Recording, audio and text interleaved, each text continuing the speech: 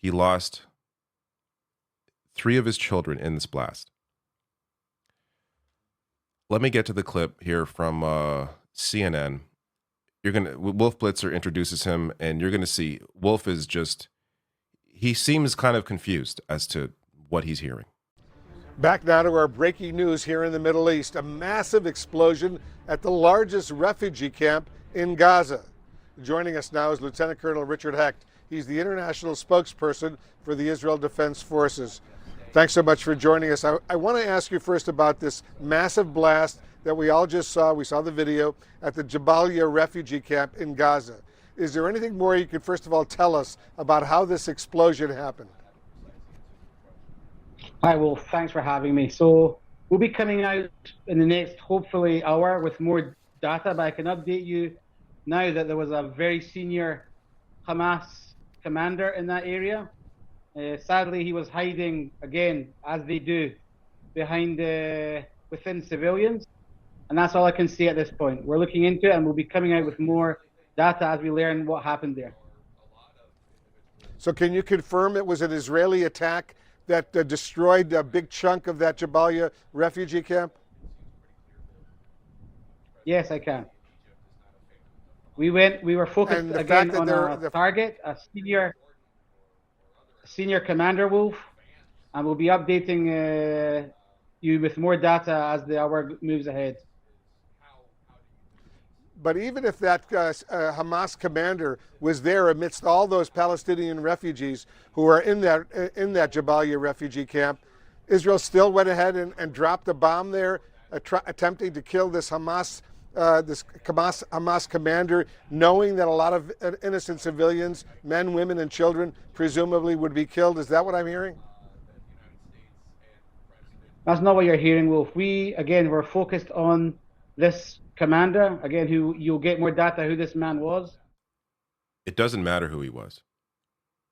You killed hundreds of people because you're going after one person. Imagine there's, a fugitive in your neighborhood. He's staying at a friend's house, and they decide, whoever, the police, whoever it is, military, decides, you know what, instead of going in there, getting this guy, we're just going to destroy the whole neighborhood. We're definitely going to get him, but we're also going to kill the entire neighborhood because, well, they're all human shields. They're not bringing him to us, so they're all guilty. Let's just kill them all. In what world is this normal behavior? Is this sane? In no other circumstance would this be defended. Would this make any sense in any way? Yet, as I'll get to later, because I still got more from this clip, it doesn't, whether it's Democratic leadership, whether it's Republicans, they all appeared to not care at all. Where are the people after the big hospital disaster in Gaza? And there's a lot of both siding on who actually did that. It's very clear at this point that it's not definitive yet. Based on history, based on the history of the Israeli government lying, based on their initial posts after the hospital disaster, it seems like they did it. But let's say that's up for debate. You had a lot of people coming out to defend Israel over that. Those same people are silent now. Israel admitted to doing this mass atrocity. Where are those people? Those same people that keep defending, Israel has a right to defend itself. Does Israel have a right to kill and injure hundreds of people to get one person? It's madness.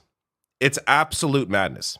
And even Wolf Blitzer there, he kind of asked the guy a few times, but why did you do this? There are people there. And he's just astonished because he can't, even Wolf Blitzer can't comprehend that they do not care about Palestinian life. And to get a little, just a bit more on Blitzer's background for context here, Blitzer is very pro-Israel. In fact, he used to be the editor of an AIPAC newsletter. It tells you something that Blitzer sounds totally incredulous, disbelieving, and horrified by the IDF spokesman's explanation for bombing a refugee camp. Let me get to the last bit of that clip. We're doing everything we can. It's a very complicated battle space. There could be infrastructure there. There could be tunnels there. We're still looking into it, and we'll give you more data as the hour moves ahead. But you know that there are a lot of refugees, a lot of innocent civilians, men, women, and children in that refugee camp as well, right? This is the tragedy of war, Wolf. I mean, as you know, we've been saying for days, move south. Civilians that are not involved with Hamas, please move south. Yeah, I'm just trying to get a little bit more information. You knew there were civilians there, you knew there were refugees, all sorts of refugees, but you decided to still drop a bomb on that refugee camp attempting to kill the Hamas commander. By the way, was he killed? I can't confirm yet. There'll be more updated. Yes, we know that he was killed. About the civilians there, we're doing everything we can to minimize. I'll say it again. Sadly, they are hiding themselves within civilian population. And again, we are doing this stage by stage.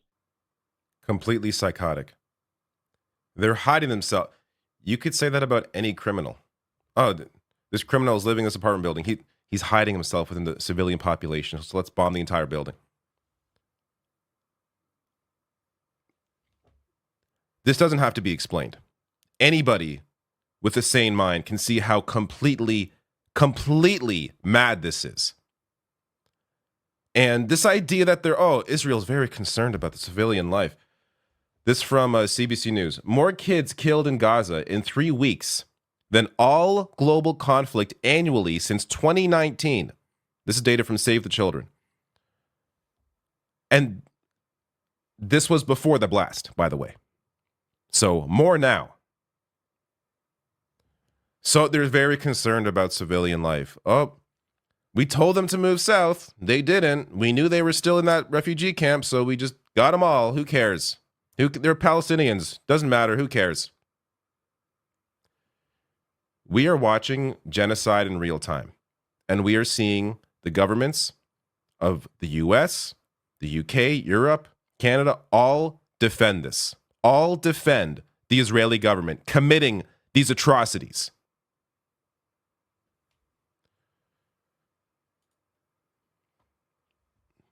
They hit it again. Because why not? No one cared the first time. Let's hit it again. From Omar Badar here. They saw the global reaction to their massacre of refugees, and they responded by immediately doing it again.